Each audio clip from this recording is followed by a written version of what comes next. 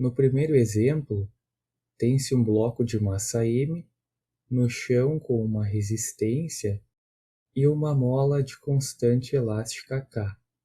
Além disso, uma força F de T aplicada para a direita. E a posição do bloco é descrita por x. A resistência viscosa de coeficiente B entre o bloco e o piso pode ser representada por um amortecedor. Para sistemas de translação, a segunda lei de Newton diz que o somatório das forças é igual à massa do objeto vezes a sua aceleração. E a terceira lei de Newton diz que quando dois corpos interagem, as forças que cada corpo exerce sobre o outro são sempre iguais em módulo e têm sentidos opostos. Inicialmente, o bloco está em repouso. Ao ser aplicada a força F de T, os elementos se comportarão a fim de manter o estado atual, que é o repouso, se opondo ao movimento. Então, o diagrama de corpo livre, TCL, tem a força F de T para a direita e as forças FK e FB para a esquerda. A força F de T puxa K e B para a direita. Logo, eles se opõem com força para a esquerda. No movimento em apenas um eixo, a força da mola é igual à sua constante elástica multiplicada pela diferença da posição. E a força do amortecedor é igual ao coeficiente viscoso B multiplicado pela derivada da variação da posição. Então, considerando para a direita como sentido positivo, a segunda lei de Newton resulta em F de T menos Fk menos Fb igual a massa m multiplicado pela aceleração do bloco. Analisando cada elemento, sendo a posição inicial do bloco como referência, ou seja, com valor zero, a mola tem uma extremidade presa à parede e a outra ao bloco. Portanto, somente a segunda pode alterar o estado inicial, neste caso supondo um movimento de extensão, alongamento para a direita. Então, a força Fk é igual a K vezes x. E o mesmo raciocínio vale para o amortecedor. Então, Fb é igual a B vezes a derivada de x.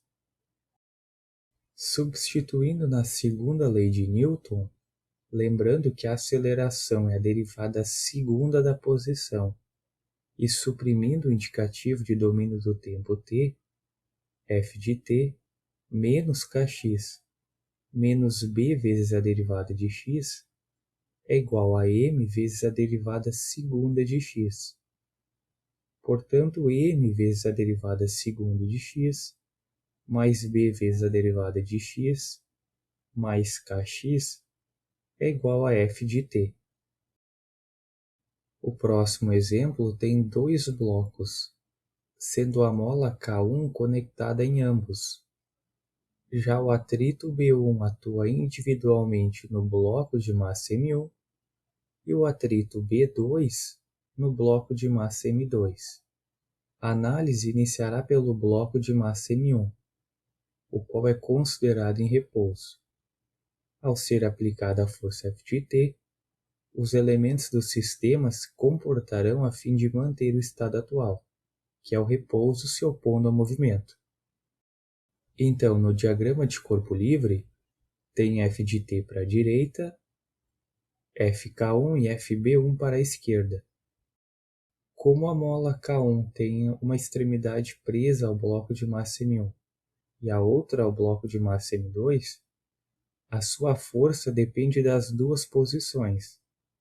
Considerando a segunda como estática, pois a posição do bloco M1 é descrita por x1, tem-se que Fk1 é igual a K1 vezes x1 menos x2.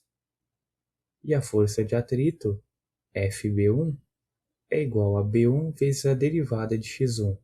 Substituindo na segunda lei de Newton, lembrando novamente que a derivada segunda da posição corresponde à aceleração, neste caso do bloco m1, e suprimindo o indicativo de domínio do tempo, tem-se que a derivada segunda de x1 vezes m1 mais b1 vezes a derivada de x1 mais k vezes x1 menos x2 é igual a f de t.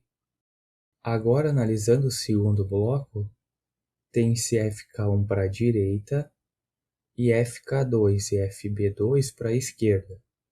Bom, mas por que fk1 para a direita? Porque, relembrando a terceira lei de Newton, a mola K1, por ter gerado uma força para a esquerda, faz o mesmo para a direita. A força com o mesmo módulo, mas sentido oposto, que é a forma como a força F de t é transmitida ao bloco 2. A mola K2 tem uma extremidade presa à parede, portanto a força só depende de x2. E o mesmo vale para o atrito B2.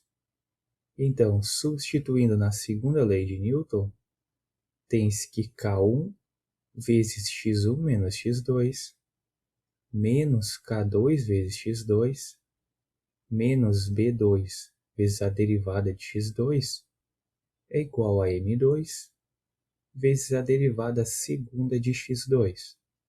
Note que a força de K1 é a mesma utilizada no bloco M1, porém apenas o sentido é o oposto. Assim, a equação pode ser escrita m2 vezes a derivada segunda de x2 mais b2 vezes a derivada de x2 mais K1, que multiplica x2 menos x1 mais K2 vezes x2 é igual a zero.